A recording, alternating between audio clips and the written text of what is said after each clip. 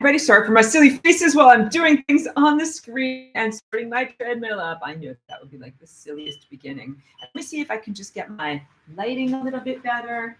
There we go. Let's see if I can change it a little bit. Make it a little bit. There. I think you can see me better without all that extra lighting over there. Maybe a little bit extra lighting. We'll optimize. There we go. All right, wonderful. Hooray, fantastic.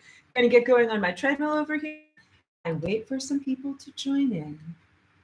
Hooray! Hola! Good to see you, Diane. Thank you for joining me. So everyone, hooray, now I'm getting ready for real. This is Aurora listening party with Aurora.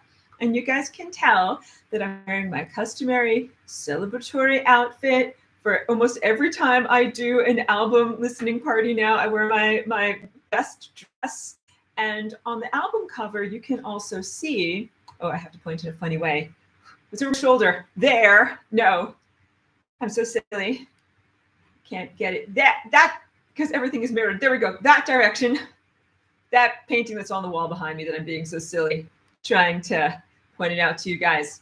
That's the painting that's on the album cover. So let's start off with that. I'm not even, oh, you know what? I want to make sure that you guys can hear me properly with no noise filter. Diane, do you think you'll give me a little bit of a sound check if I'm going to start playing something. Hold on a minute. And I just want you to tell me if you can hear if you can hear it and if the volume sounds good. Let me just get going with a little something here, because that would be so silly if it wasn't good quality. So let me play this and see, can you hear this?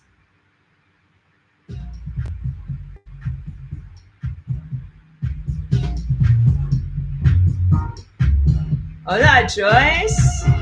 Just doing a little sound check right now. We're not official. So I want to make sure it sounds good to you guys. So what do you say? Could you hear the music effectively? Did it sound good in your speakers?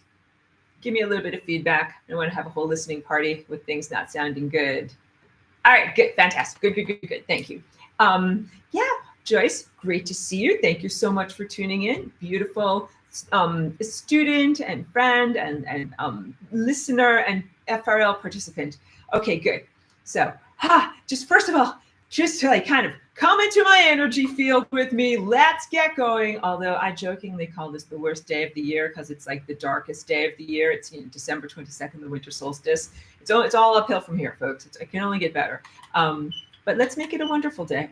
Let's celebrate true accomplishments. So when I release my music, I'm not always sure what day it's going to be released on. Like I put it into the music release system, and then sometimes it takes time for it to be able to get looked over and uploaded to all the different streaming services and things like that. So literally, it's always a surprise. So please forgive or celebrate my spontaneity in choosing to do the listening party tonight, because everything got officially released yesterday.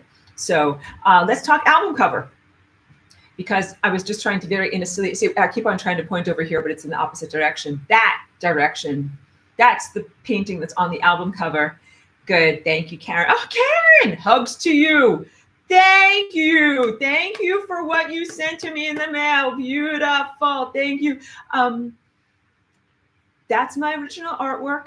And I have that as part of the album cover. And then also you can tell it's a photo montage. So why am I talking about this? Because you guys know me by now that I'm very much about like painting by hand and doing my artwork by hand. But my album covers, I use digital magical tricks in order to do things. Thank you so much. Yeah, in order to make it look fantastic for everyone. So I didn't alter the photo very much that's on the album cover for this. That's a still shot from one of my previous listening parties, actually from Birth of the Flying Rainbow Lasagna years ago. And then what I do is I layer as a photo collage with various different things. So I'm very, very excited. Making the album cover is always a part of expression of what I'm trying to say in a particular grouping of songs. And on this one, you can also see at the bottom the waveform, and that's from my voice. It's one of the songs that's in there. I took out a snippet of the actual shape of what my voice looks like when I'm singing, and then used a lot of photo. Sorry, I'm saying so much. I'm just trying to get my energy going here and get collected. Used all sorts of different fun colorizations and other things to amplify what was going on with the waveform at the bottom of the screen. So that's what that is. And also, hi, wait, lots of good people are tuning in. First, I have to say hi, good to see you. Like, we're just getting going on some of the momentum. Thank you so much. Great to see you, Lanley. April, I'm so happy that you guys found me and tuned in. Hooray! And then also Ms. Ruby. So glad that you guys are all here. Thank you for joining me. A celebratory day. Fantastic. Because I always feel like a huge amount of accomplishment when I'm able to release an album. I want to tell you guys, I want to listen to music with you. So this is a real listening party, but I also just want to tell you a little bit about my process. So again, just to reiterate, mostly I paint everything by hand, and I'm really a purist about my artwork. For my album covers, a lot of the time I do a fusion of artwork that I've made in physical reality and digital augmentation on top of there. And it's always a part of what I'm trying to say with the music that's inside of there. So we didn't even really do that much of a formal listening party for the previous album that I put out called The Wait. That's the one that's right before this one. And that one, I did the album cover too, to kind of represent more of what I'm trying to say with the music that's in there. So I guess if I can speak about this in a more focused way, when I make my music, it is a spontaneous expression of what I'm feeling in that day, how I'm connecting to my Aurora collective, and what is the psychic report or the relevant frequencies for that moment, and what I'm feeling. And I'm having a whole conversation. And actually, I'd love to invite people, if you guys want to support my work in a wonderful way, I have an ongoing, I call it the All Raw playlist of things that are on my SoundCloud. I had to stop and think for a moment there. I don't even edit these songs all the time. Sometimes I just put them up there as like making pancakes. I make pancakes every day. Like, here's another song, here's another song. They're not always edited. So you have to recognize that they are all raw and not always as polished as what I release on my albums. But if you want to know, like, what is Aurora feeling and making today, you can join my very unofficial raw takes list. So you can contact me about that. And it's always my intention. I always like to make a song a day, but my life does not always make that possible. But in the best times of my life, I make a song a day, and it represents almost like an auditory diary of all the things I've been through. And we are up to something like song 298 on that list now. I started it back in 2021. So also this is relevant because when you look at my song titles, you're going to be like, these titles are crazy. What is going on here? Don't worry, I'm not insulted, because most of my song titles don't have a regular word in the title, which is what most human beings are customized to, seeing a title that is made out of words. But words are very difficult for me, and they really don't come that easily. Some songs, the titles came very clearly to me, and I knew what I wanted to call them, but some of them did not. And rather than wait or like go through so much difficulty in trying to figure out what I want to call something and break myself over the coals, I just gave myself permission a few years ago, like, just put it out with the titles as numbers, which is how I usually work on them and think about them when I'm in my creative space. So the titles have mostly been an accommodation for other people to be able to have accessibility. Like, how do we even access this? What is this? So that you could connect to it a little bit more easily. So like, if you look at the first song on the album is called Aurora, and it's 3/4/22 D4, and then there's a little parentheses 25. I will decipher this for you. You will be happy to know. It was written on March 4th of the year 2022. D4 means draft 4. It's the 4th version, and some of my songs go through extensive edits, especially the ones with the vocals. And then in parentheses, number 25, because that song is number 25 on the master list over there on my raw takes on my SoundCloud. Because I have some people that I would call, in a most wonderful way, super fans. My super fans who have been listening to my music that's just, emitted every day, the fresh pancakes that I make every day on there. And some of them get to have favorites. They might be like, oh, song number 25 is my favorite. I want to listen to song number 25. But if I rename it and I don't keep that little signifier in there, then they won't be able to know how to find their favorite song. So this is a nice continuity in all of the different ways that people might have already accessed my music. SoundCloud playlist, my personal notation, and then even if there is a human earth language title to be able to name a song. So on this album, I think there's really only two, no, there's three. Aurora is one, Sweeping the Sands of Mars is another one, and this is a really good song. And that song, I don't always come up with titles, but that one came very, very clearly from a dream. All right. And just themes about what happened with Mars and the invasion of Earth and ancient Atlantis. That's what's going on in that song. But sometimes I like it that my songs are very untitled and evocative, and you have to figure out what they're about. I like that about my songs. And then there's one other one that's called Maelstrom, which you're like, wait a minute, Aurora, I'm a deep listener and I know your work. And I know that Maelstrom was from Hellbreaker, which you released exactly 1 year ago to the day. And I'm like, that is correct. So you are correct. I'm re-releasing a song I've already released. It's a slightly different version. The vocals are a little bit different. And I told you, like when I do the vocal layering in some of these tracks that have my voice, I do so many edits and it can sound really different. And what I had done with the album that I'm presently showing to you here, I chose my favorites. Some albums have a sense of like poignancy to them, or the weight has got like a heaviness to it.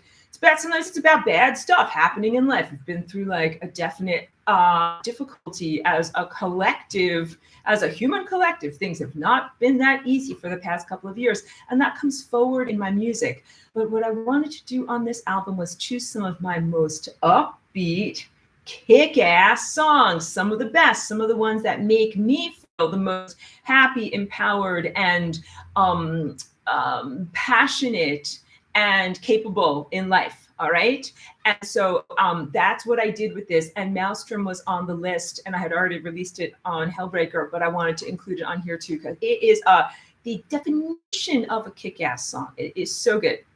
So one other thing I want to share with you is the first song that's on this album. So I work with the sample library. I like it a lot. This is not a secret. I feel like it does not detract from my personal artistry in any way. And I really enjoy the company. That's why I like to tell people about it.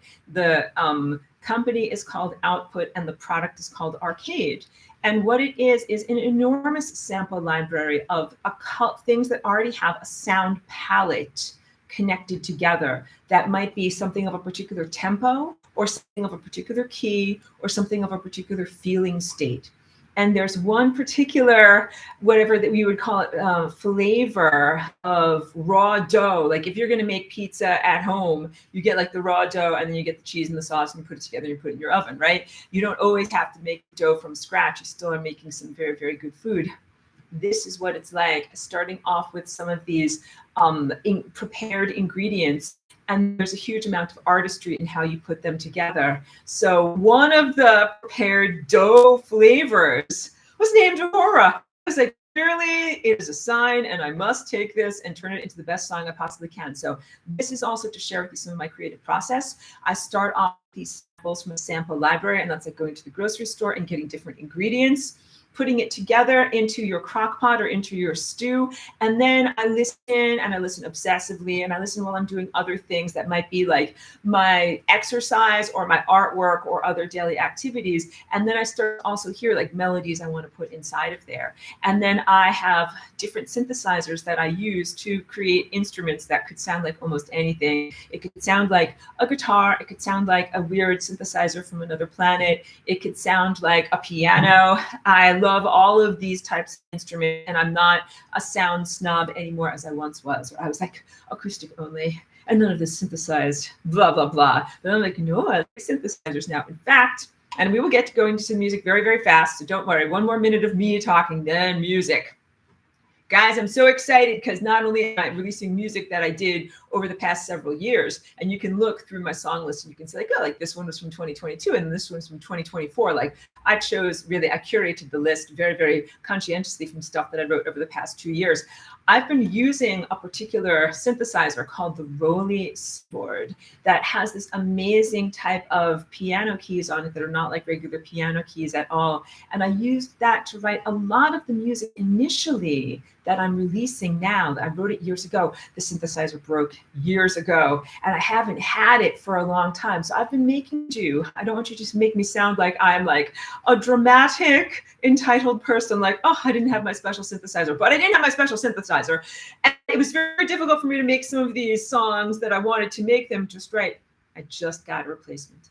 They made a second version of it. I was able to get a replacement for it. I'm very, very happy and excited. Again, it literally just came in the mail a couple of days ago, and it's amazing. It's got this kind of touch-sensitive surface that when you play on it, you can make all of these beautiful and amazing subtleties. And I've been so enjoying the past couple of days just getting my groove back on with all of these wonderful sounds that I can make with this particular instrument.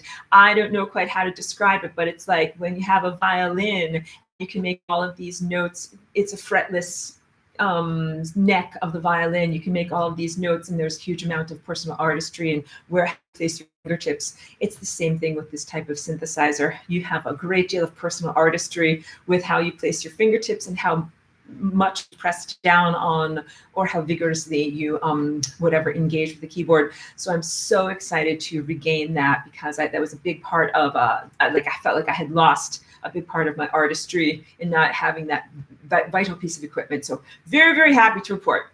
Got that going again, and just about to write a bunch more music. And also something interesting that I've been doing a lot recently is tuning all of my output now to 432 hertz. So not all of my albums are, this one is not, and the weight is not, but pretty much everything that I'm writing coming up is 2 to 432 hertz, and I'm excited about that. Let's get going with actual music. So let's start off with, and I don't think I'm going to play the entirety of every song, because I think we'll be here for a long time if we do that. But I want everybody to have super amounts of fun. And like I told you, I'm not judgmental. If you would like to enjoy yourselves with the molecules of your choice, this for me is coconut water with papaya juice. This is awesome. This is so good. Please enjoy whatever you like to enjoy. This is not a serious lecture, as I usually have serious lectures where I assure you I'm not drinking Chardonnay. If you want to drink Chardonnay, I am not going to judge you. Also, please don't drive anywhere. Let's listen to music. Let's do it. So this one starting off is first song on the album. Wait, let me also just change. I have to press buttons. I'm pressing buttons. I'm pressing buttons. Things are happening. I want to make it smaller so that I can't see anything, because it's all over across my whole entire screen. Can I make it smaller? I think I can. No, I can't. Let's stop fiddling with buttons. Let's press a button. Make it go. Get started at the beginning, please. Here we go. All right.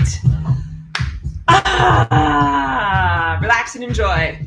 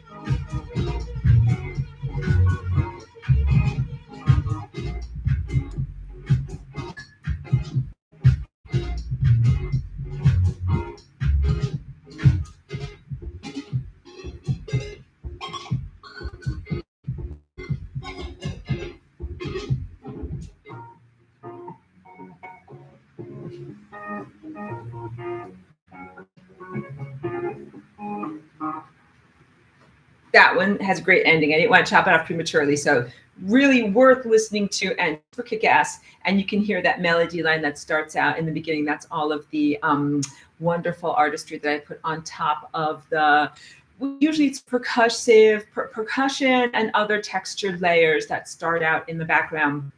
Oh, this is from Humble Zero. It says, thank you for the music, Professor.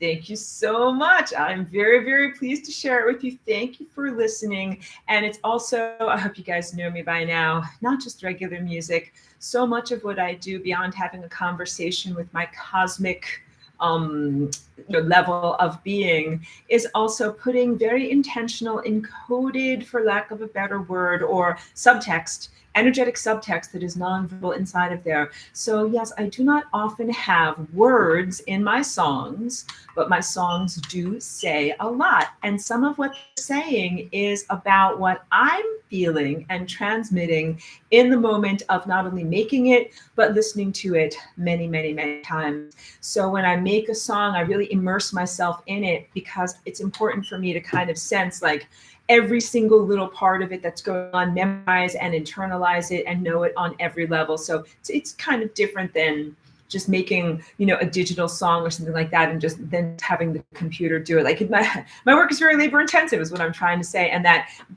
I make it a part of myself.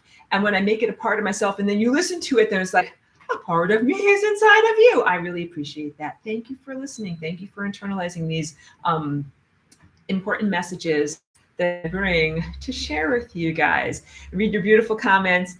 Flowetry says, great bee work. Thank you very much.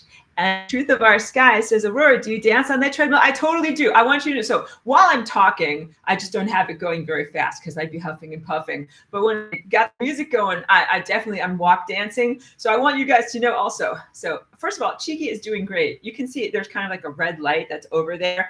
That's back in the bedroom.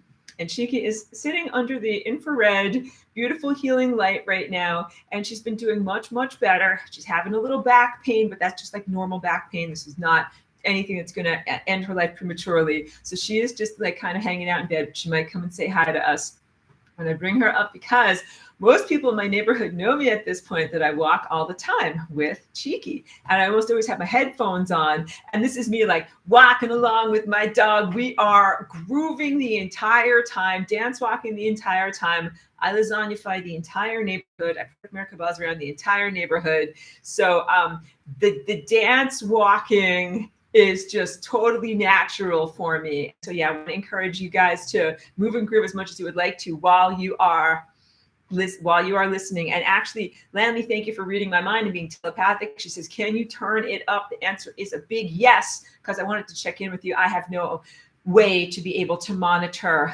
what the sound levels are like here. So let's see if I can I do anything with sound channel level settings? Can I do anything with here? No, I cannot do anything with here. And I don't want to mess with anything, blah, blah. So what I'll do is, because I hope you guys can hear my voice okay, when I'm going to turn on a song, it's going to like, gird your loins. I will turn this up. All right, prepare for incoming music. Okay, so thank you so much. Yeah, I really appreciate all of your praise and positivity. Let's go on to one of the next songs, and this one is 513-22-1 D3. It's number 116 on the big giant list.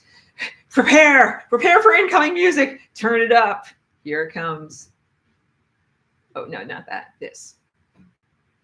I'm sorry, I faked you out. Super positive song. Yeah.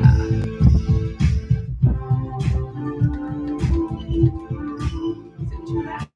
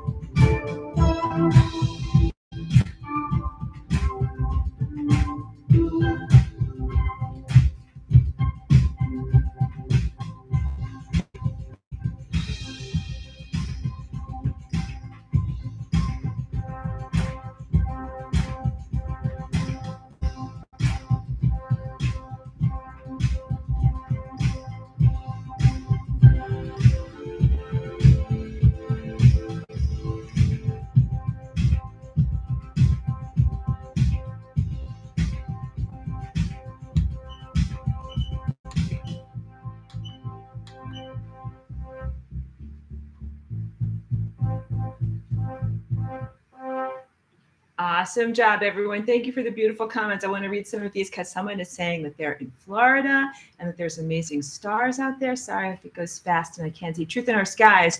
Beautiful. So glad that you're experiencing stargazing and that this is the perfect soundtrack for stargazing. And April's making a joke about seeing the aurora at the same time. You guys know, I did my most recent wonderful Sedona retreat, and I saw the aurora back then. Now that was just the second time that we had giant auroral activity of the year. It wasn't in the May, in springtime where we had the big ones. I didn't see them then. I was hoping to. I'm in Southern California and we were largely overcast here from like the marine layer that comes in off of the ocean. And couldn't really see that much, but I was very excited when I was in Sedona. And one of the wonderful retreat participants came in literally middle of the night. And I was like, hey, I think I can see the aurora up there. So it was very faint. It was not easy for me to see at all, but you kind of have to lay down on the ground, look up at where you see the Milky Way. And then sometimes you would see these things kind of come out that like are like, phew, like kind of like jumping towards you that were like green flashes.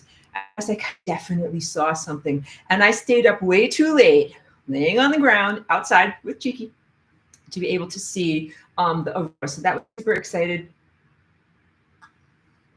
And also, I recognize that the sound quality might not be that great here on YouTube, even though we're appreciating that I can reach so many people through doing a live stream here. Please know that the audio quality is not going to be perfect.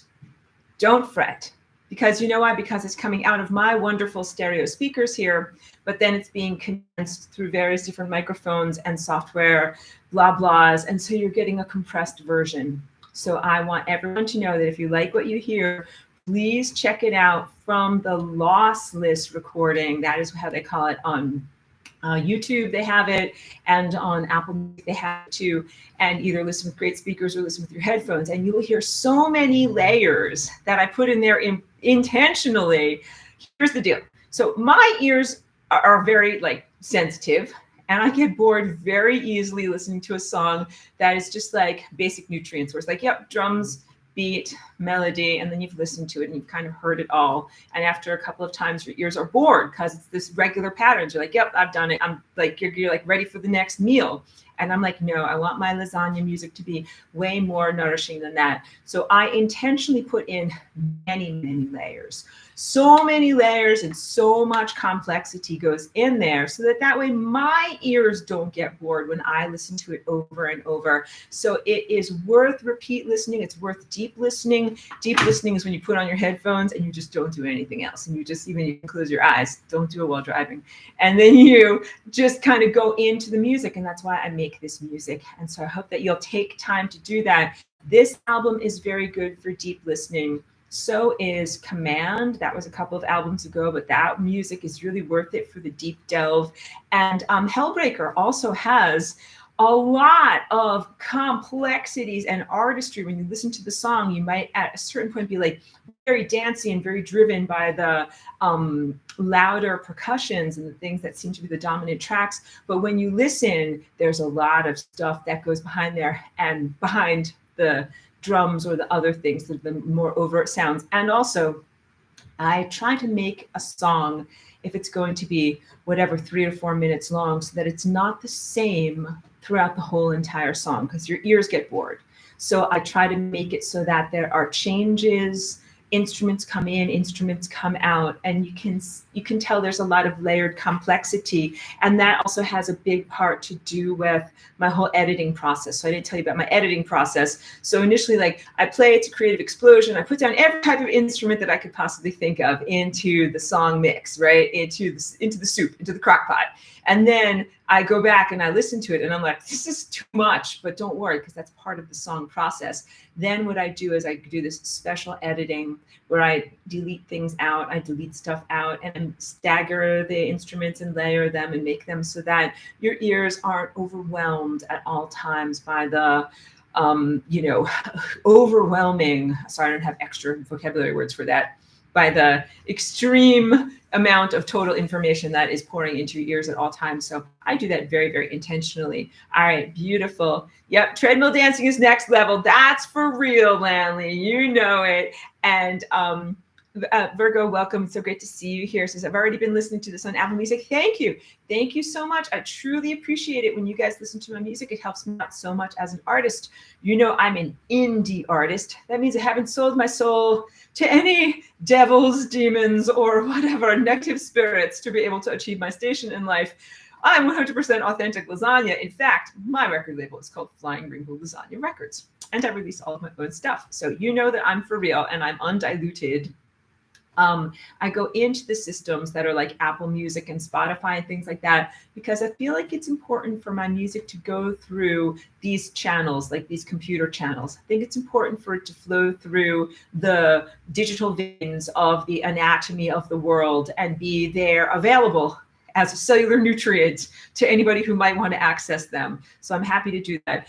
It helps me in their algorithmic system. Every time you listen to a song or you like it or you share it or you interact with it in some way. So listening and liking my music has a very big positive impact on my reach and on how many other people can find my stuff. And the other thing is, Bandcamp is excellent. I love them as a company because they are very pro indie artist. So they take a very minor amount of the profits and send the major amount of the profits to the artist. But of course, Apple Music, this is not what's going on with Apple Music. You have to have like 13 billion streams or whatever to make a small amount of money. But Bandcamp is an excellent way to support me as an artist. If you want to go there, you can, of course, listen for free with no ads and no obligation. And then if you buy my work that's off of there, you can download it into all of your software and all of your players and all of your phones and things like that. Like, there's a way to be able to buy it once and save it forever. I want you to know that, okay? Because that's always the most annoying thing. Like, you are not made out of an infinite amount supply of money, and you buy an album or whatever, and then you go to a different streaming service, and then you are not able to migrate it over. Like, that feels, it feels exploitive of you as a listener, and I do not consent for you, okay? So you can find stuff and save it for forever. Okay, let's see. Truth in Our Skies. Oh, interesting. Wow, they're seeing some interesting things in the stars right now. Love it. Great to see you.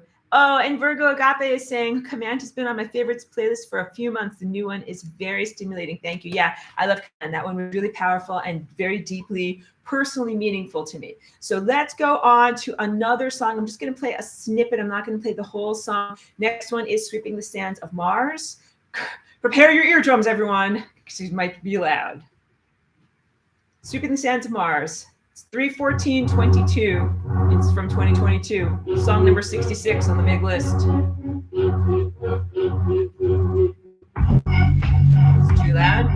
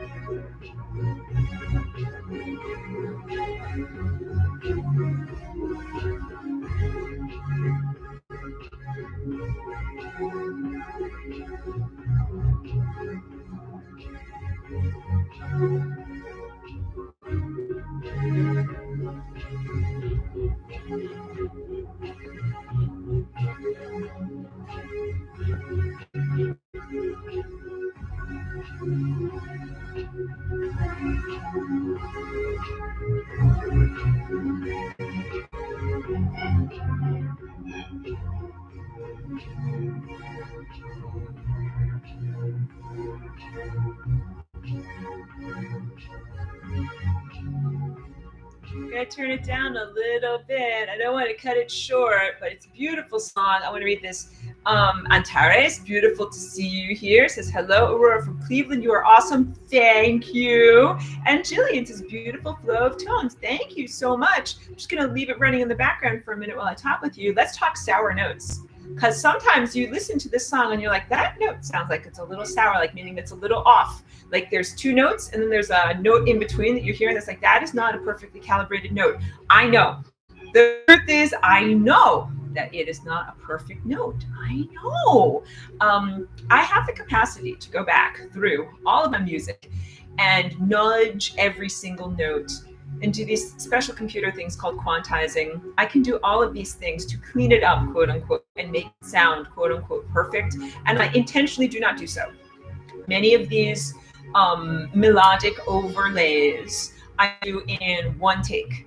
Like, get a running jump, kind of like get my headphones on, kind of like listening to it, figuring out like, okay, what do I want to make this sound like? What do I make this sound like? And I kind of get going, and then I get in it, and I get into a flow, and then I just keep going. It's just like a scroll that unrolls. I just let it go in the direction of to go. Sometimes there are sour notes. I leave them. And I do that now really almost as a point of pride because my music is not AI created. It's not sanitized for your protection. It's not dehumanized into levels of perceived perfection. And I want you to know that. So, of course, as a human artist, I want to make things sound as good as I possibly can. Sometimes my finger slips. Sometimes my voice doesn't sound perfect. Sometimes any of these things happen. It's part of the beauty and the uniqueness of the piece. And I do not try to fix it and make it sound perfect better. And Lynn says not too loud now. I can't hear LOL. Yeah, I know. I turned it down right now just so that way I could kind of talk on top of it while we've got it kind of going in the background. My songs are long. I usually make them roughly between 3 and 4.5 minutes or so, which I know is longer than most radio rock and longer than most people's musical attention spans. But you know why I do that? Because when you're doing your lasagna dance, you're like just starting to get into the dance. And it's like 4 minutes and then the song is done. You're like, so I was just getting into my dance, right? Like if it was a shorter song, I think it would be more difficult to actually get the lasagna momentum that you need to be able to do what you need to do. So having a wonderful time being able to share this with you. That particular song is a powerful song. And one of the things that I also really like about that, like that song, Swooping the Sands of Mars, it's very evocative. It has a lot of emotions in it.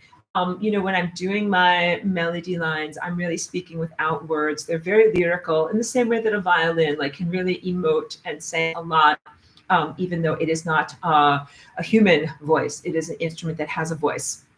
And that's what that song really is about. Like there's a lot of emotion that's coming forward. And I love it. I won't say who it was. A long-term student and beautiful person shared with me one time that they like that song a lot because it makes them feel inside. And this is someone who is, in a very serious profession, who doesn't necessarily identify as like a music lover or like a wild, artistic bohemian person, right? And it actually made me feel really fantastic that this is someone who goes outside of their comfort zone, listens to and makes themselves available to my music, and that it touches them on an emotional level, that they're feeling that deep emotional intelligence and stimulation that is usually something that they wouldn't be delving into. I am excited about that. That makes me excited as an artist when I know that people that aren't usually that into music or that into non-verbal amorphous feeling states access my music and go into non-verbal amorphous feeling states. So that is fantastic. I'm appreciative whenever people do that. This next one is 4722. It's song number 90 from the big list. So you can see like a lot of these songs came from 2022 and from a particular era when I was just like pumping them out, making lots of pancakes that sound really, really great. So pretty much, wow, so many of them are from that period in 2022. I've got one from all the way back in 2021. And I have the final song on the album is from 2024. It's from April of this year. And so it's always interesting to me because what, like I told you, I'll go on to the next song, but just let me do a little bit more talking. Curatorial process. So actually the hardest thing for me is the curatorial process. That's when you, like, I write hundreds of songs, but what song goes with what? It's like when you make food, like what flavors go together. You cannot randomly smush flavors together and just call that a meal. You cannot just randomly put songs together and call that an album. Songs have like cousins, sisters, brothers, and they sound good together. And also you want to make sure that the end of one song sounds good with the beginning of the next song. That they have like relevance to one another, either in their sound palette or in the key that they're written in, or in their beats, or in some aspect of it. That there's that's all part of being an artist, like putting together a cohesive vision. So that has been some of the most challenging stuff for me, is figuring out which songs go with what and what fits with the feeling state of a particular album. So this album has been in the works for over a year. I actually had all the songs chosen and then meticulously edited way back in April of this year, but I didn't like my album cover that much. And I have sometimes self-doubt and insecurities too. And I will admit to you, I had shared my first version, like the draft of the album cover on Facebook, and someone said something that was just an unkind comment, as things happen on the internet sometimes. But I was like, oh, and then I just put that album aside for almost a whole year because it really had a big impact on me. So I finally got more energy together right here at the end of the year. I said, it's a good album. Sometimes what I have to do is remind myself that my stuff is good. Like, just like anything, you see your face in the mirror all the time, and sometimes you kind of take yourself for granted. Like, I have my music all the time. I don't always recognize that. I'm like, yeah, this is something that is a worthy project that I need to put out there. And sometimes need to kind of remind myself of that. So I was going back and I was listening to the stuff and I was like, hey, this is a really good album. People need to hear this album. And then I'm like, oh, I have to fix the album cover. So that was what I did. And so now I think the second draft came out a lot better. So all of that would be in the liner notes, that we don't have liner notes anymore. But if you guys are really from another century, you remember albums with liner notes. And albums were square, and they had round pieces of flat plastic inside of them that you put on the actual record player. And they sometimes had booklets or something in the square packaging that would tell stories about like what your artistic process was like, and like what made you make this music and how it sounds and all those different types of things. So the digital world is so different. So this is my version of album liner notes, and you will carry the oral tradition onto your children, pass on the information to your children. Let's play another song. 4722. Oh, this is a nice song. I won't play the whole thing, but just get a feel for it. Evocative and moody. Tell me if it's too loud.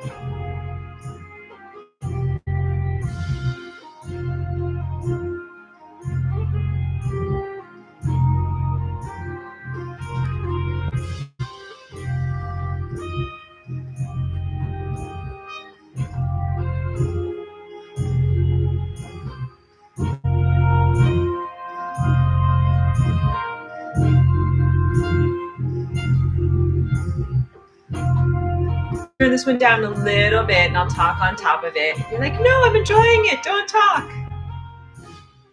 It's a good song. Yes, exactly. Rockin says, and thank you for being here. Great comment. Says, I like it. It's like a video game quest song. Totally. So that comment is great for me to be able to tell you a lot of my songs tell a story. They make you feel that cinematic or narrative feeling. Something is happening. Something is going on. I call this also soundtrack for your life, where you're going to put on a song and you're like, I feel like I'm doing something important in a magical reality, and that this is the significant music while I'm doing those things.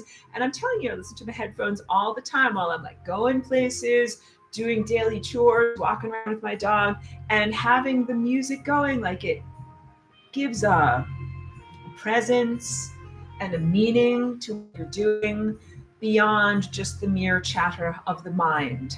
And also a lot of my more cinematic or narrative sounding songs, they have a sense of like ups, downs, creamy middles, like something is drama. They have drama. And a lot of, so in this particular song, you can hear the cymbals crashing, psh, and then you can also hear the flutes gentle in the background. Those are all from BBC Orchestra. Beautiful, beautiful plugin. A plugin is a little extra software thing that you put into your bigger, more expensive software thing. And I have to give total credit and beauty and gratitude to the BBC for making this. It's real instruments that have been recorded. And so, like, not synthesized instruments, but actual instruments played by humans that are recorded. And then they made it available to the public. Not everyone gets it for free, but if you are a musician, a music lover, an educator, or a student, you can fill out their questionnaire and they will provisionally give it to you for free. But part of their questionnaire, like, you have to tell them about what your project you're working on and what's your context and stuff like that. And then they will ask you, like, what's your favorite musician? I'm like, I would love to tell you my favorite musician. And they gave me the software for free. So I told them Jimi Hendrix was my favorite musician, which I think I would be very on my record, like on my tombstone, and favorite musician, Jimi Hendrix.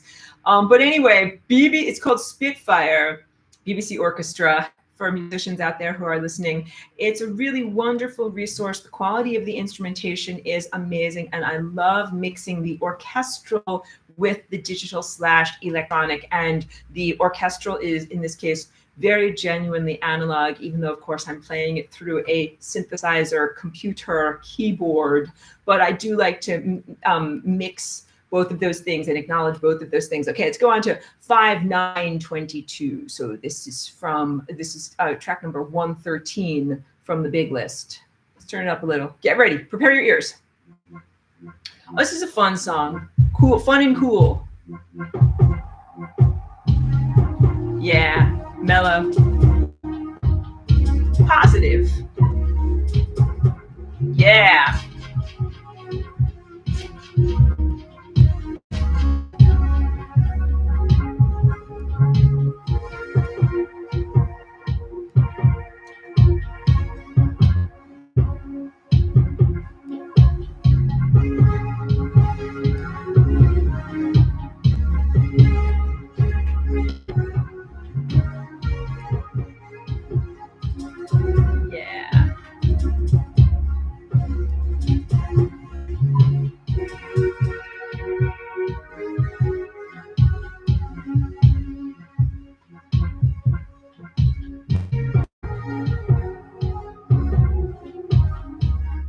Fun, positive, good song. Let's play just the 6th track on the album, 6/14/22. This one is 132 from the big list. Get ready. This one is an awesome lasagna song. Turn it up. Get ready. This is going to get louder.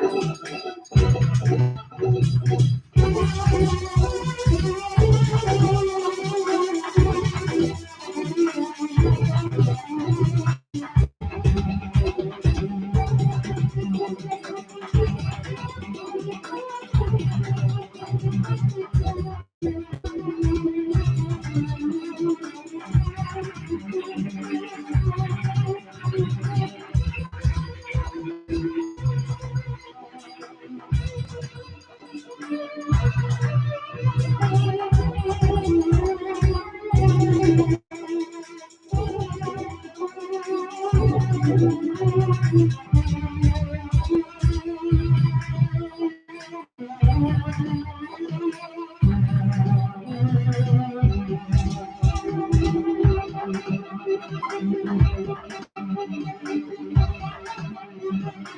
going to turn it down a little bit. This is one of Art Mag's favorite ones. So beautiful to connect with you here as long-term friend, listener, and lasagna dancer. Thank you very much for celebrating this one. This one has this particular quality to it. The synthesizer, it's like buzzing like a bee. And this music, it energizes me, clearly. It gets me going.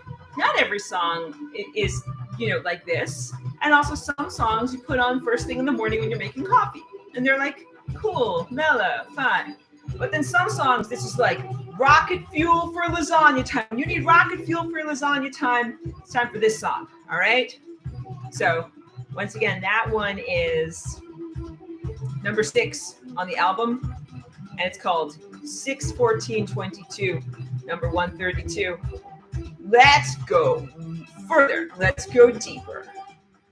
I don't want to do songless interruptus. That is the worst. When you're like, wait, I was just getting into that song, but we got a lot of songs to get through here, guys, and it's gonna take all night. Next song, 4/1/22. Oh, this is a good. Getting up in the morning, super mellow, super peaceful, making coffee. Yes, I turn on music before coffee. Those who haven't taken my retreats know this to be truthful. Can't make coffee without music going. Can't do anything without music going. So this one's very like magical, lighthearted, fun, elevating.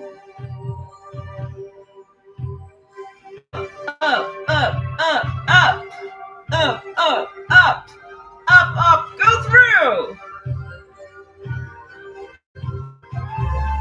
And now you're on the other side.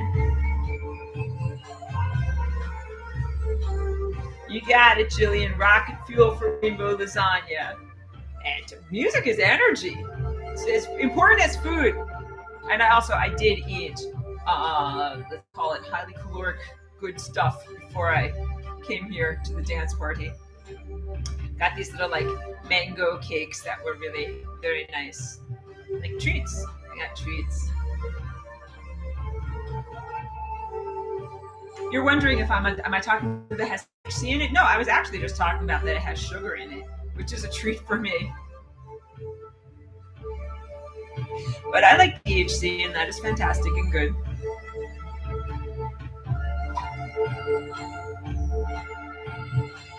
So this one is song number 88 on the big list.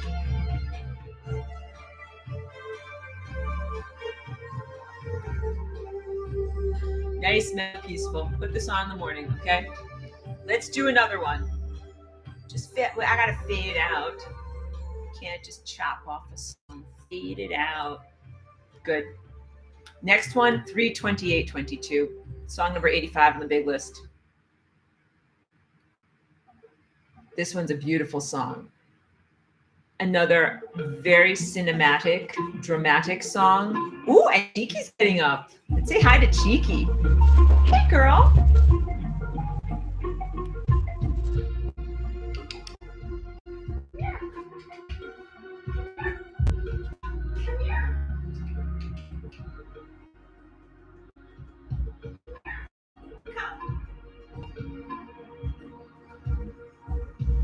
Might need to give Cheeky some food. Food? Oh, I need to take Cheeky outside. Cheeky, you need to go outside? Outside? You need outside time? Outside? She's like, no outside. She's like, it's very cold out there. 62 degrees. We could die of frostbite. I am not going outside right now. Let's get Cheeky's gonna get food. Hold on.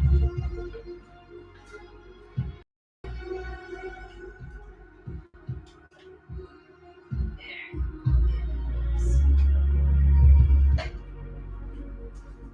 Of course, I have the bribes ready. Of course. She's doing very well, everyone. Thank you for the positive healing energy for little Miss Cheeky. Oops. Yeah, Cheeky's doing really great. And this is from April to Cheeky. Cheeky, can you hear? Wait, let me stand to the side so that Cheeky, you can see. Cheeky April says, hi. Oh, wait, no, this one. We love Cheeky. She the key.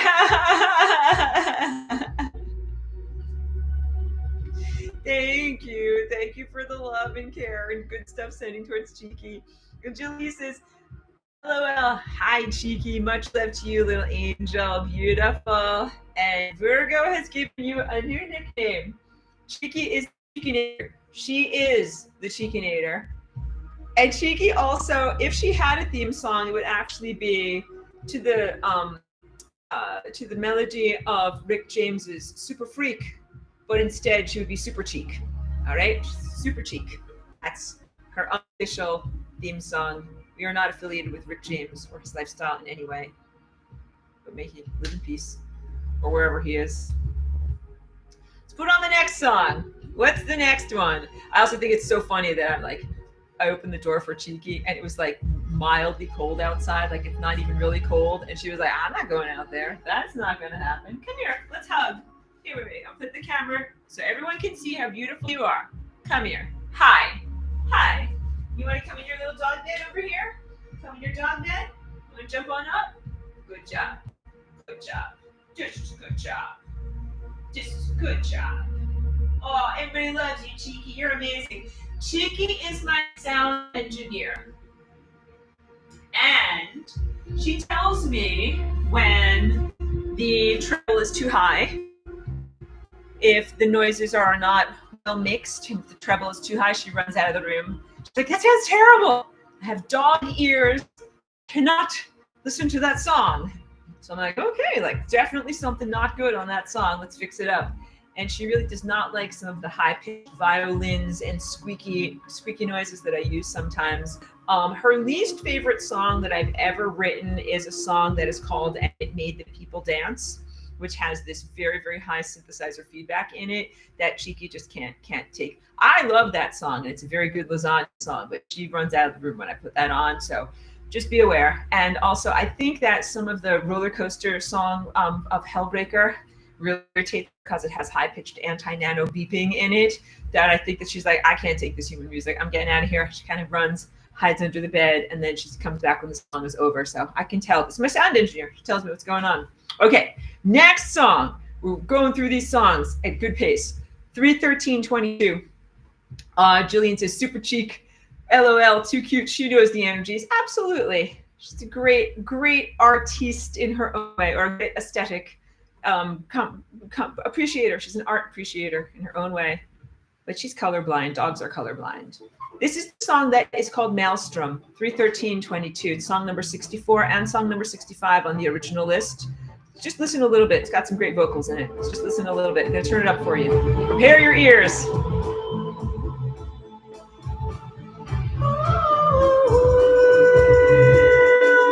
Wait, I'll sing it for you.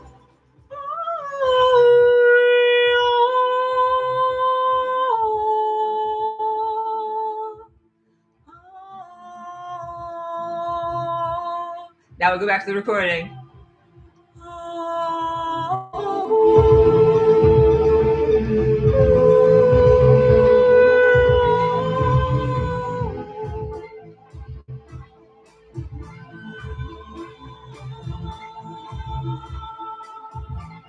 Good.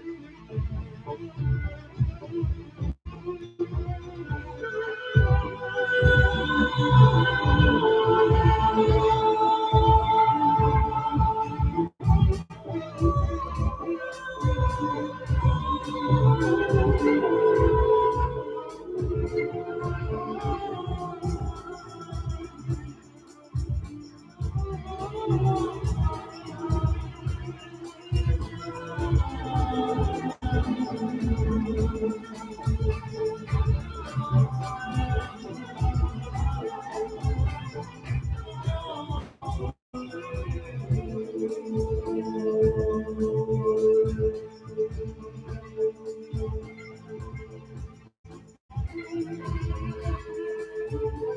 it down a little bit now so you can hear me again. But yeah, for those of you who know the version off of Hellbreaker, you can hear that there are subtle differences in the vocals mix. I have these vocals on this version are a lot louder. They're a lot more forward in the mix. Let's talk about that. When I talk about the mix, what I'm really talking about is a metaphor for how loud and what sounds are shaped like when you wear headphones, especially for editing, which is what mixing is.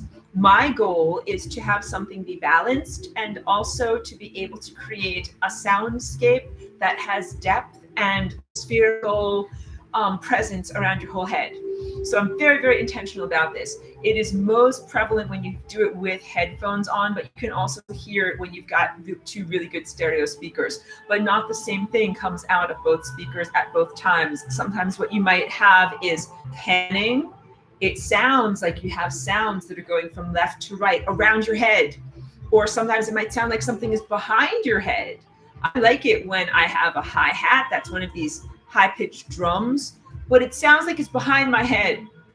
I don't like it when it sounds like it's in front of my eyes or in front of my face. It's too much, but I like it when it sounds like it's behind me.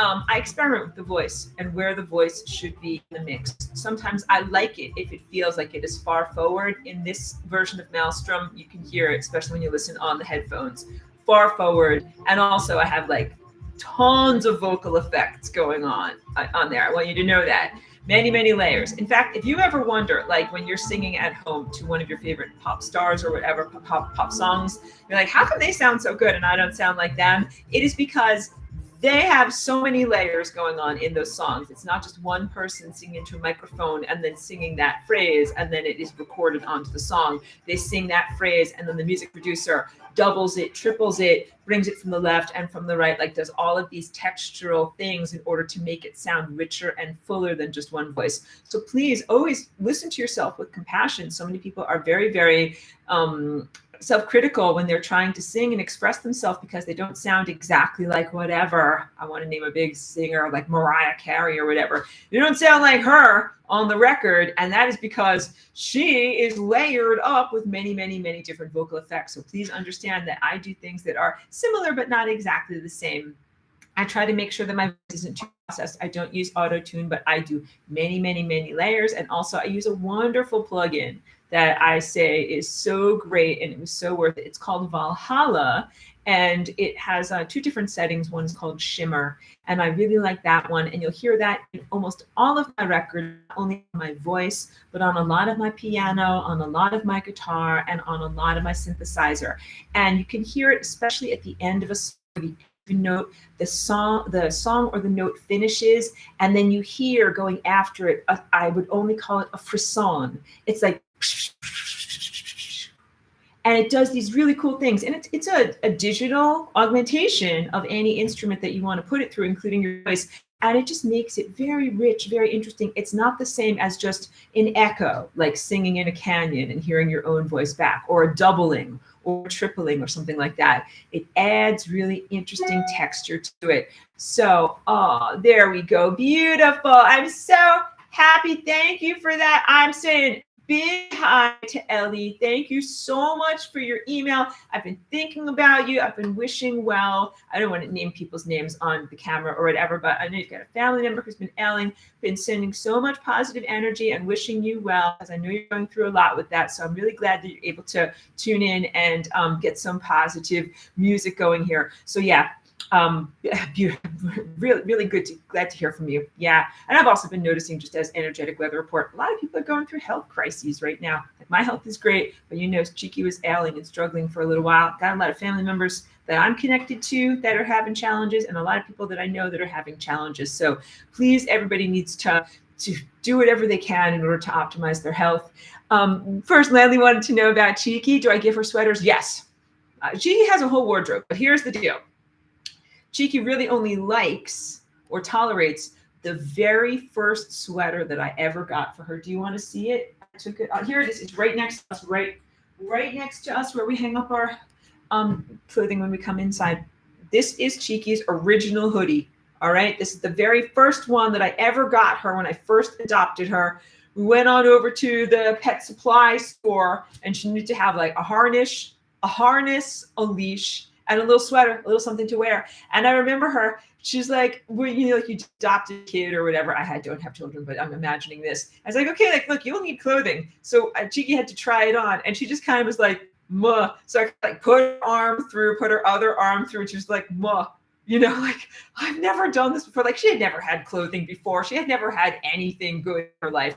So she doesn't really like to have to wear it. But when it's cold out, I make her wear it. And we bribe her with rewards and cookies to be able to put that on. But friends have subsequently gifted us many, many lovely, wonderful, stylish little jackets and things like that. She doesn't really like the other ones. She's like, no, just the original one. The original one that I first got, that is my piece of clothing. That is the ride or die of Cheeky's life. And that we're just going to stick with that. That's her one outfit that she's going to wear everywhere. And she gets a lot of compliments on it. So yes, but mostly Cheeky's a tomboy. And she's like this when I make her wear clothing. She's like, oh, do I have to wear this? I really just want to run around and be free and be a nature wolf and not to have to wear these, you know, silly things. But again, Cheeky is a tiny hairless chihuahua. And here in California, it doesn't even really get cold, but it might be like 50 degrees outside right now. And Cheeky, she's like, not even going to go out. I opened the door and she sniffed and she's like, I ain't even going out there. Forget about this. No, we're not going to do that. So that's why we took good advantage of the daytime when it was warmer out and I got her outside as much as I could. All right. Truth says, jamming out on music while I make from scratch butter to freeze. First time ever. Beautiful. And thank you for listening to my music while you're making your food, because the energy of the music absolutely goes into the food. And that will be some of the most nutritive, amazing, rocking butter that you can possibly have. One, but Big Ponce is great here. Listen to your tone once more. Flammable Lasagna. Thank you so much. And you know what? I love to sing. And I have actually special microphones and things. Like, I'm very, in case you can't tell at this point, extremely particular about the equipment and the level of equipment that I use to make my music and to make it sound a very particular way. And I'm very uncompromising with it. And I'm very uncompromising. Like, I sing when I feel it. I don't put my voice on every track. I sing when I feel it. I don't always feel it.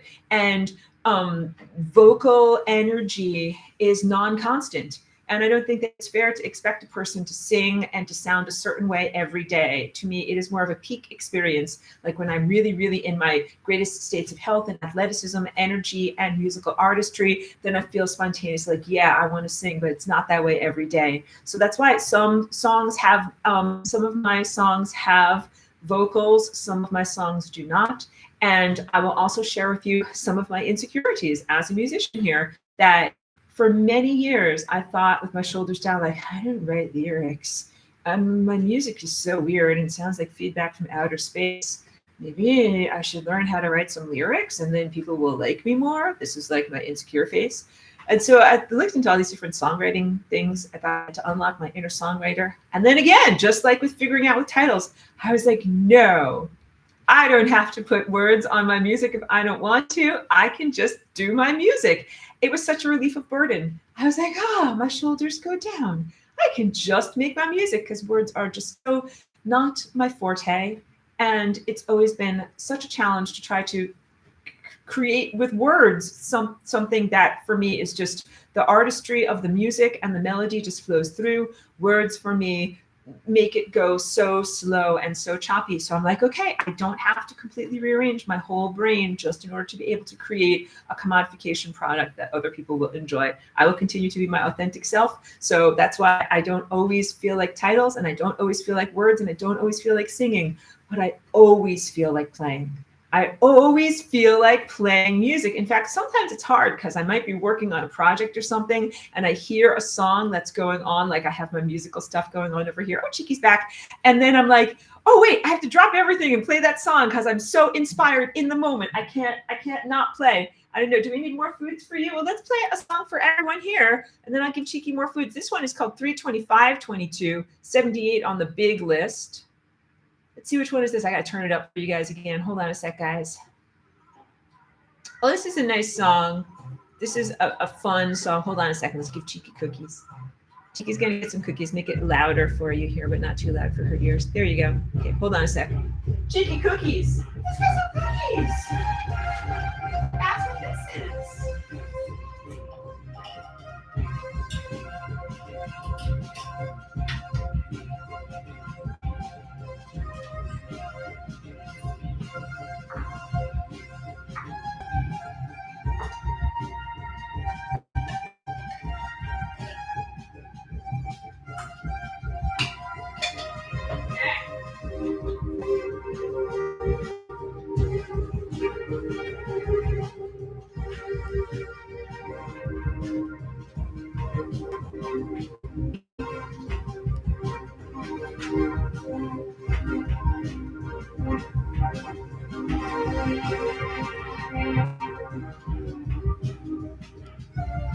It's another good side quest song, right? And also has some good sour notes in there. I like my sour notes. Like that one was particularly sour. You heard that. Let's do another one. So again, that one was 325. That's song number 10 on this album. And song number 78 on the big list. Let's play this one, 1117, all the way from back in 2021. I wrote this one under the greatest unlikely circumstances. But this is a fun song. Make sure you can hear it okay. Good.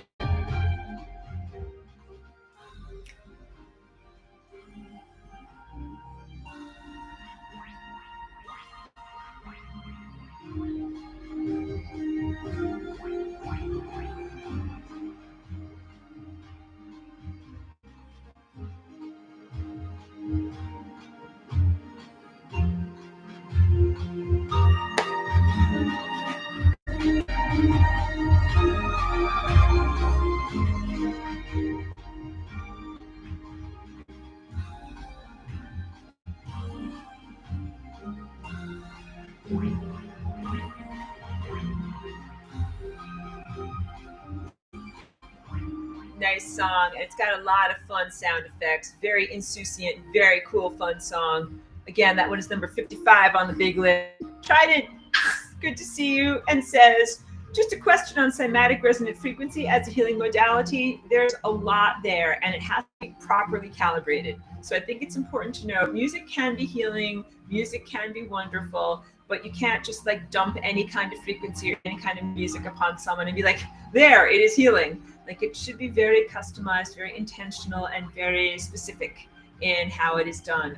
Frequency healing with music and anything with tuning forks and all of that is actually incredibly powerful. It takes some of the most highest levels of artistry, of being both a musician and a healer, to do that type of work. And of course, when I first started making music, that was the type of music that I intended to make. If you want to check out a really cool deep cut, it's not even out on Apple Music, it's only on my Bandcamp. It is called Elevations, and it's done with no digital stuff at all, just my resonant chime instrument, my voice, and a couple of very, very simple percussions. And that is really where I was coming from an artistic viewpoint when I first started this journey, that I was like, yeah, I'm going to make these healing tones to be able to heal people's bodies. And I'm still very much into that, but also like now I'm telling you, I am not limited. I don't self-limit in the type of art instruments or sound making things that I can use. I'm going to say something right now. I hope it doesn't come out the wrong way. A sound slut. I'm like, I will listen to any kind of sound, any kind of instrument. That sounds terrible.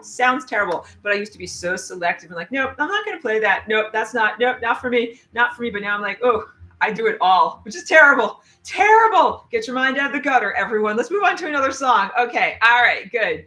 So this is from 1117. Again, I wrote this song under the greatest unlikely circumstances that were not amenable to my musical artistry at all. And yet I wrote it. It's a really good song. So make music and do your artwork no matter what, everyone. Guys, you got to do it. Make a commitment to yourself, even if it means you have to get up at like 4:30 in the morning to be able to do your artwork before you have other responsibilities. Okay, let's go on to 22622. This is song number 13 on my list. And my list Oh yeah, there you go. I got lots of people messaging me. It's a big time of year for people messaging people. Um, Sorry, I also lost my train of thought because of the message that just came through. Let's do this one. Oh, this one is another really good, dramatic, intense song. And you hear that sound, intensity and passion. Let me just play it a little bit for you.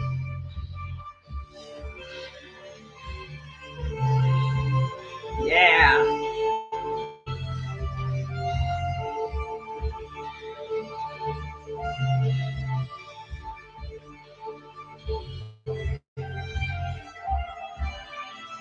And how that drops out there.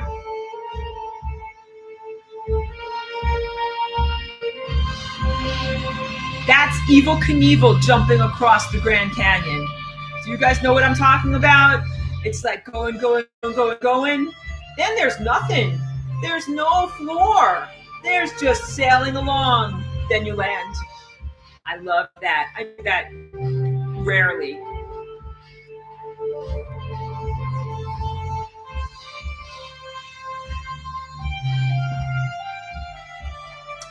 Let's get to the final song on the album, okay, everyone? All right, this next one is, like I said, from earlier this year, 42524. It's song number 263 on the master list. So what I love about this particular curation is that I go from song number 13. This song that's playing right now is song number 13 on my master raw tracks list, all the way from, back in 21, 22. And now we're in 2024, almost at the end. And song number 263. Well, actually, clearly we've moved on. We're almost at song 300 on that list. That's a lot of music. 250 songs later, you then get this. But my song number 13 was good, but now song number 263, check this out. Let's turn it up for you. This song is awesome. I always like to end strong, end on a good song. The first song of the album is always going to be really good, and the last song is always going to be really good.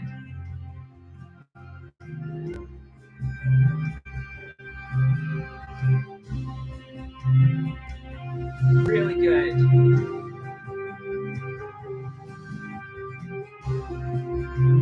Yeah.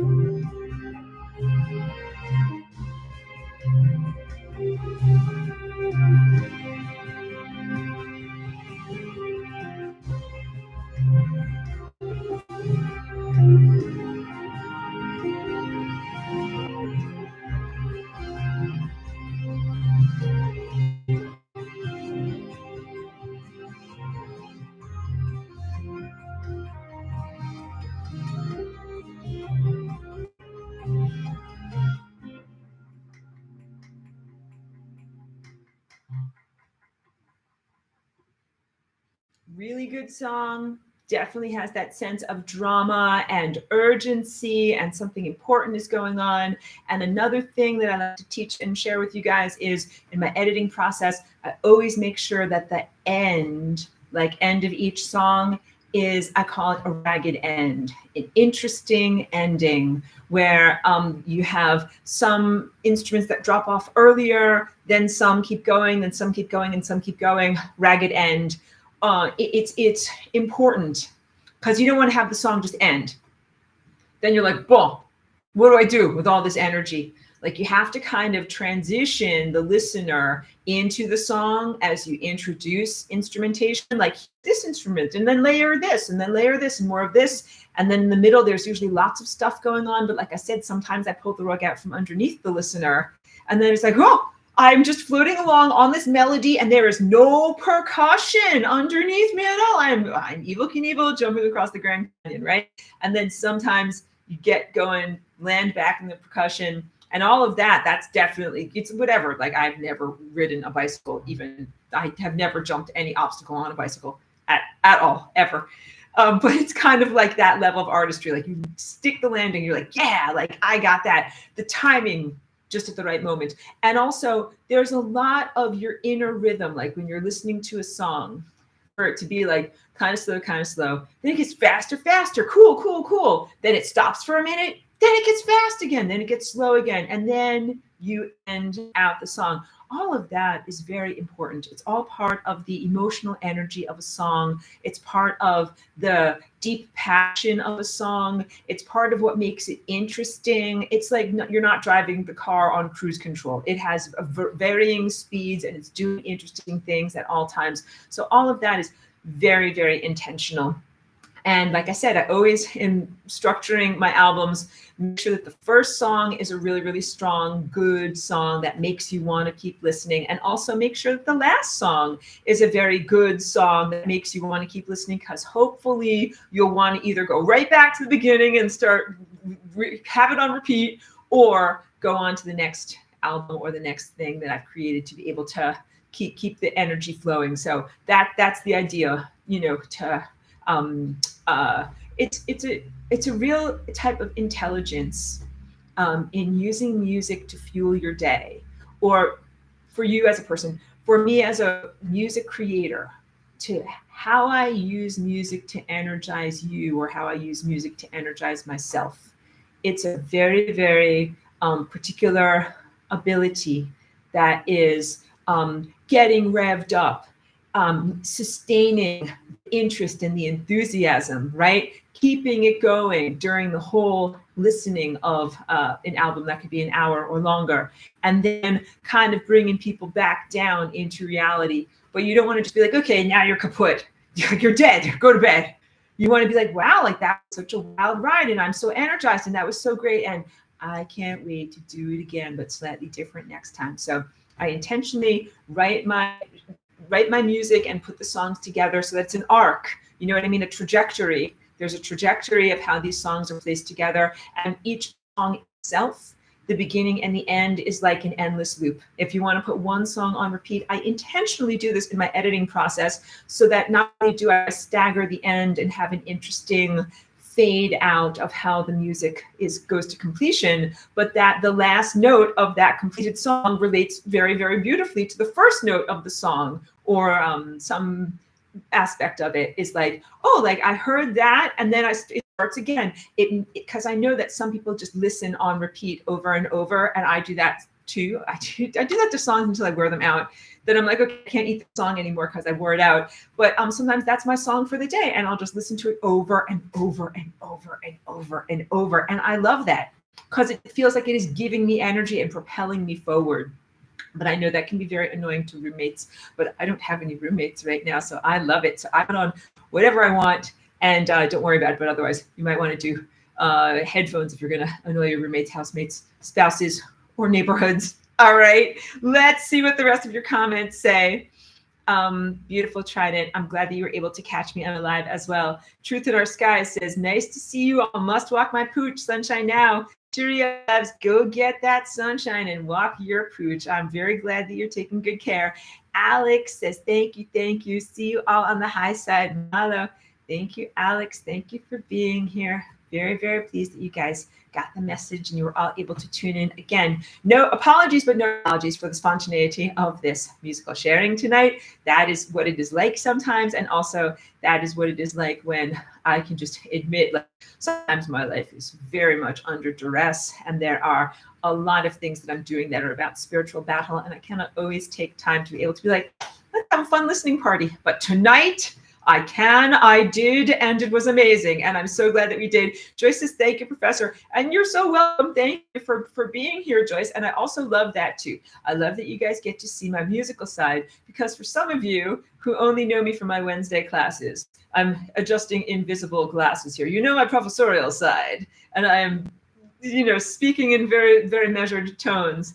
And then, but also sometimes I like to rock out, and sometimes I like to be very informal and very casual and cool. And that is a lot of what my music is. So yeah, the excellence of my intellectual sharings and the articulation and my care with words and that whole level of who I am is very different than my musical artistry, where I feel like I can be much more casual and unmeasured and just raw and in the moment and not very serious. And these are all aspects of who I am. And also I am also having to be a warrior a lot of the time as well.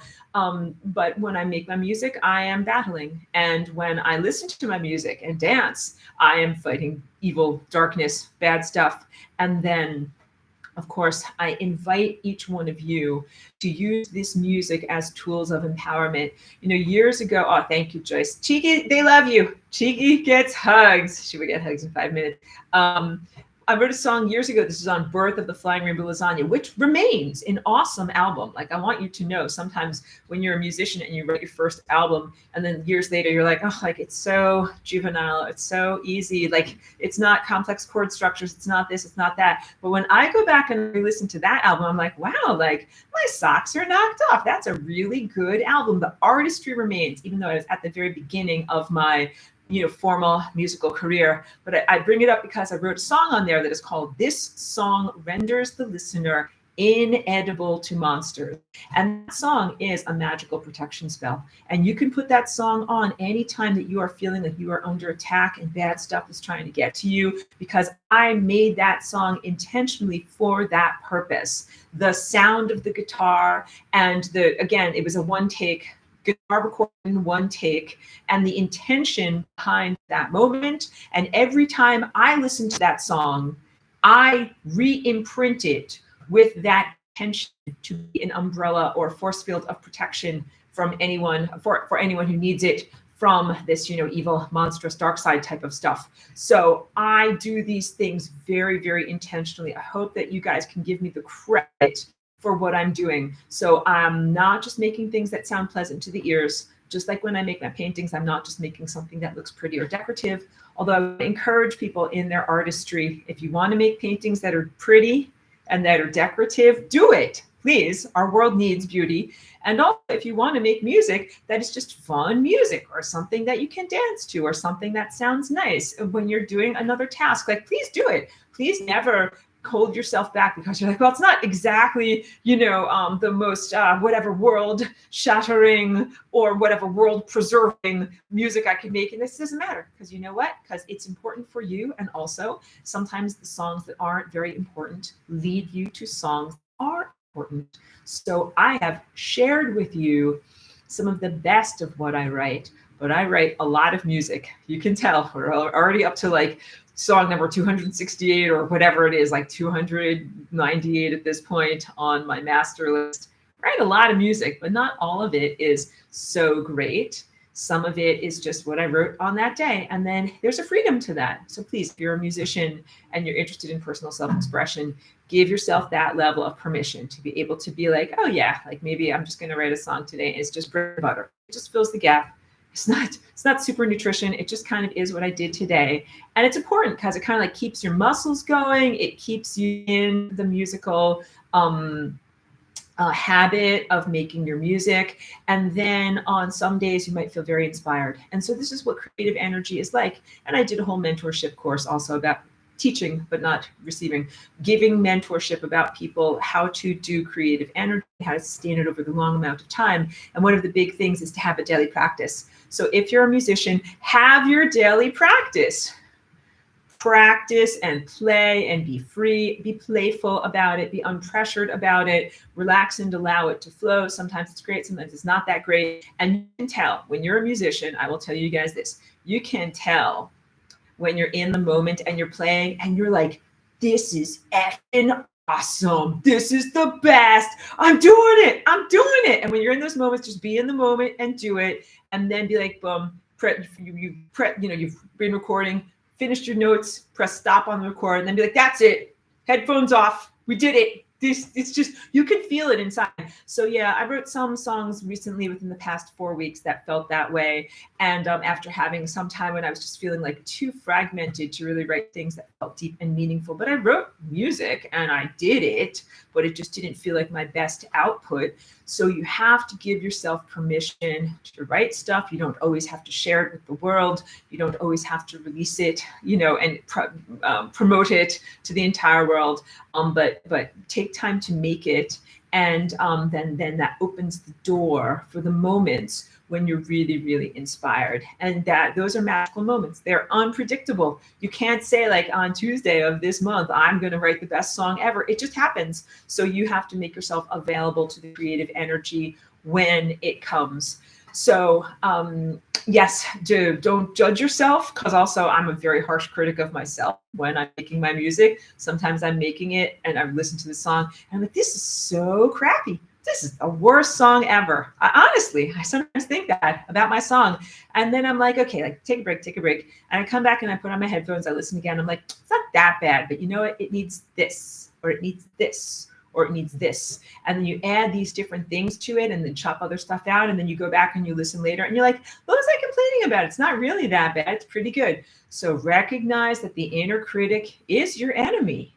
Do not listen to the inner critic. Keep working and bring your songs to completion, because that is another thing that many musicians do, where they're kind of just like throw some stuff together, play a little bit, and then it's like, okay, the song is half finished, but I need to do this, and this, and then I have to go do my other tasks of the day, and the song never gets finished.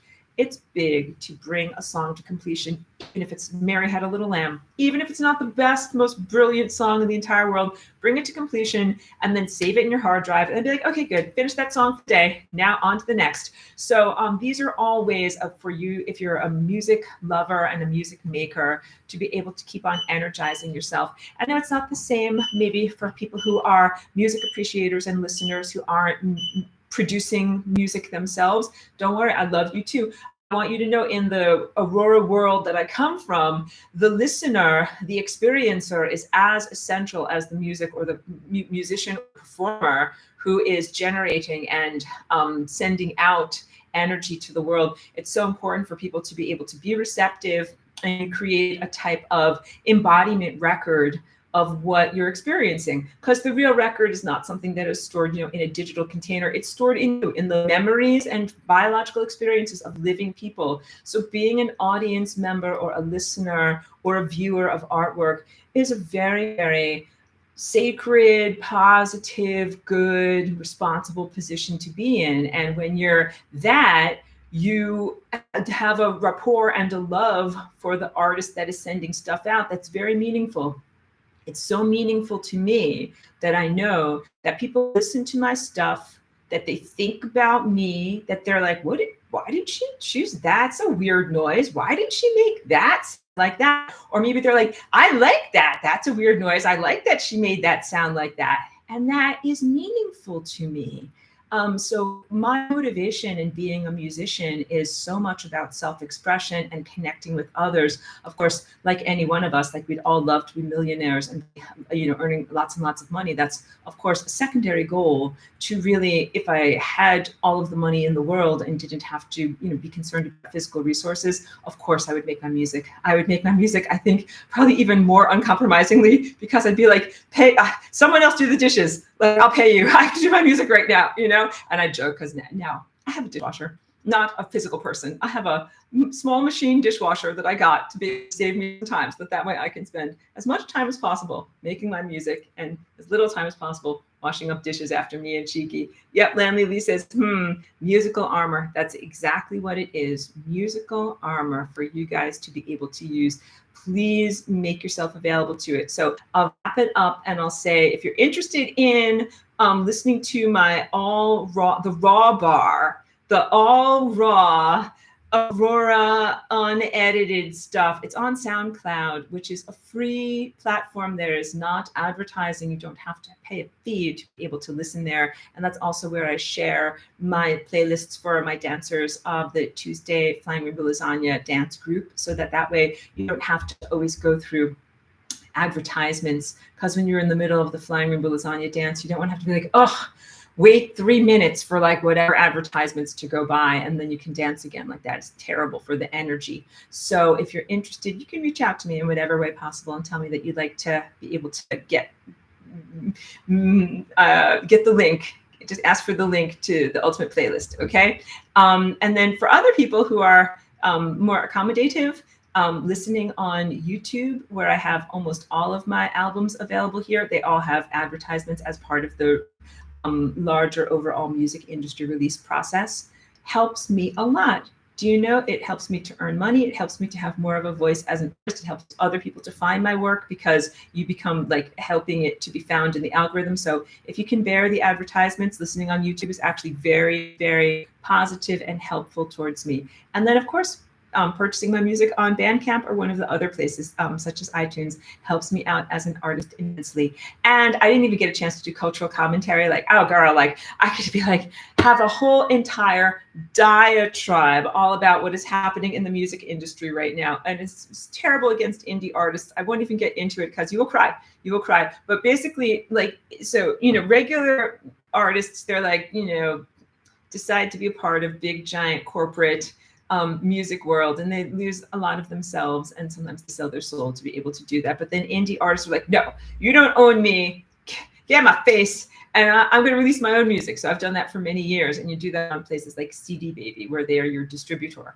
But just to sum it up for you, what's happening with these distributors now is they're changing some of their contracts, and they want to know whether you as an indie artist will license your original sound artwork to be used as training data for AI, so that AI can then copy you and make a bunch of songs that sound like you. And you may or may not get paid by doing this, but all of it is terrible. It is the death of art. It is terrible. Not the person, art, who is here is alive and will not die, but it's the death of artwork. It's terrible that this should not happen.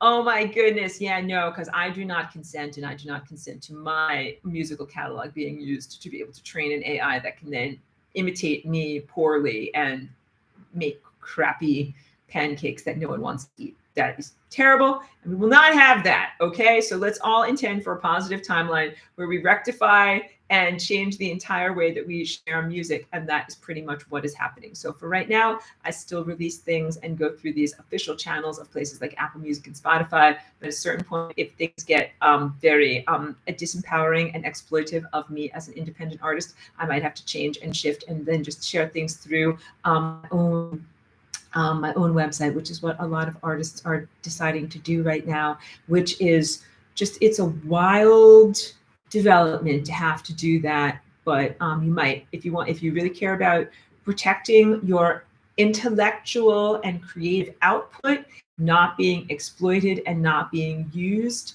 then you might have to do that. And if you wonder about me and what I'm doing with all of this, I always think like I am doing this really for the future.